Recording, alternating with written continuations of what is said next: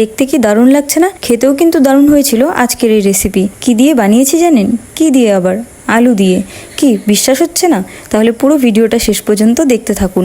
আপনিও কিন্তু বাড়িতে খুব অল্প সময় অল্প উপকরণে বানিয়ে নিতে পারবেন আজকের এই রেসিপি। সবার প্রথমে 3টে মিডিয়াম সাইজের আলু নিয়ে এইভাবে গ্রেট করে বা ঝিরিঝিরি করে কেটে পরিষ্কারভাবে ধুয়ে নিন। ধুয়ে নিয়ে সামান্য একটু লবণ মেখে 2 ঘন্টার জন্য ঢেকে রেখে দিন। তারপর এসে দেখবেন আলুটাতে এরকম জল উঠে এসেছে। তারপরে হাতের সাহায্যে এইভাবে নিংড়ে নেবেন।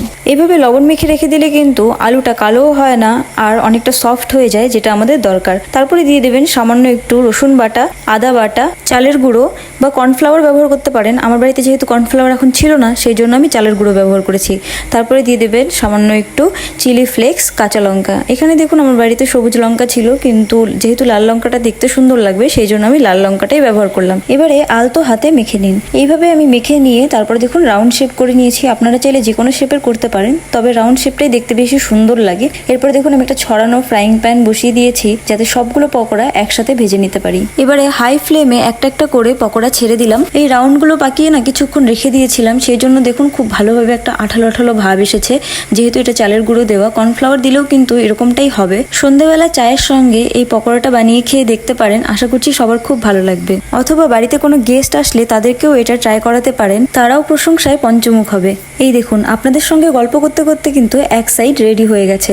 তো আমি এইভাবে খুন্তির সাহায্যে উল্টে দিচ্ছি। একেবারে লো ফ্লেমে কিন্তু পকোড়াগুলোকে ভাজতে হবে। যেহেতু এটা কাঁচা আলু, দেখা গেল ওপরটা ভালোভাবে ভাজা হয়ে গেল কিন্তু ভেতরটা কাঁচাই থেকে গেল। তবে যতই লো ফ্লেমে ভাজুন না কেন, 7 থেকে 8 মিনিটে কিন্তু লো ফ্লেমে ভাজলেও এই পকোড়াগুলো একেবারেই রেডি হয়ে যায়।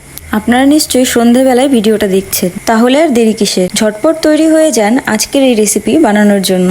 আজই সন্ধেবেলা চায়ের সঙ্গে একেবারে জমে যাবে, কি বলেন? আপনাদের সঙ্গে গল্প করতে করতে কিন্তু পকোড়াগুলো একেবারেই রেডি। এবারে নামিয়ে নিন। নামিয়ে নিয়ে সামান্য একটু গোলমরিচের গুঁড়ো আর পেরি পেরি মশলা ছড়িয়ে দিয়ে পরিবেশন করুন। আর আপনিও খেয়ে দেখুন কেমন হয়েছে খেতে। আজকের এই ক্রিস্পি পকোড়া রেসিপিটা কেমন লাগলো আমাকে কিন্তু অবশ্যই কমেন্ট করে জানাবেন। আজকে তাহলে এই পর্যন্তই। ফিরে আসবো আবারও অন্য কোনো রেসিপি নিয়ে। রেসিপিটা দেখার জন্য অসংখ্য ধন্যবাদ। নমস্কার।